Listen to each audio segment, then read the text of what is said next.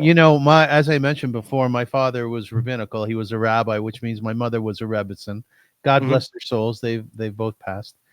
And therefore, you know, unlike a friend of mine whose father was a doctor who would bring home, you know, things that weren't being handed out to patients, like Tylenol and things like that, my father would bring home Sfarim. He would bring home Right. books. Right. He would introduce us. Shlomo Karlbach was sleeping on our sofa when I woke up in the morning, and so was Wow. Meyer Kahani as well, by the way. Wow. Wow. Amazing. Now your dad was the owner of the Pistons. He was the Tampa Bay Lightning. Yeah. He was like one of the biggest business people in the world when it comes to glass. Yeah. Um, so like growing up, did Isaiah Thomas like embrace you? What did your Oh, dad what did your dad bring home for you? yeah. Well, my earliest memory. Well, okay, so first of all, he bought the Detroit Pistons when I was 4 years old. So I don't really remember a time before that. And but I remember, being really young, 4, 5, 6 years old, something like that.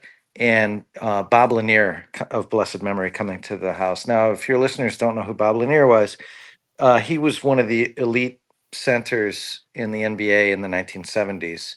I mean, he was like, you know, he was competing with Kareem Abdul-Jabbar and Bill Walton and guys like that. Bob was 7 feet tall, maybe 7'1", something like that. He was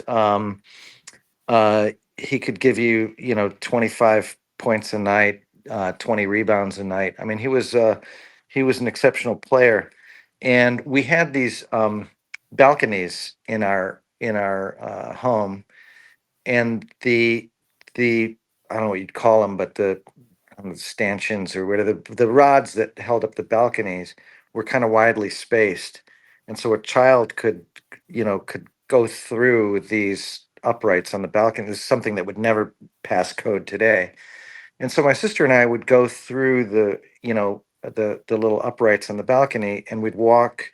There was a little ledge there, and we would jump off jump off the ledge, and from the second floor. And Bob Lanier would catch us, and my dad just would laugh. He thought that was the greatest thing in the world. And it's like now you'd maybe call Child Protective Services or something. But Yeah. um, so that's just remember Bob, this this giant human, catching us. And I wanted to be Bob Lanier when I grew up. I just thought he was the greatest in the world.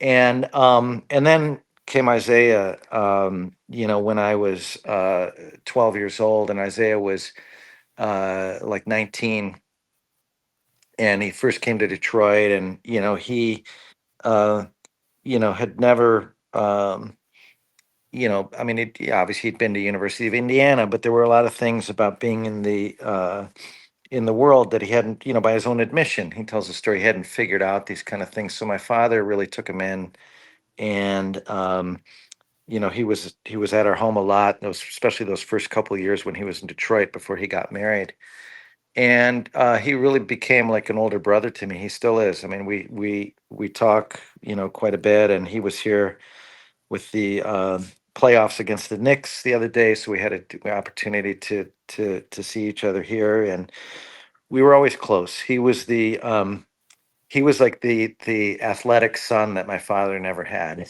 Yeah.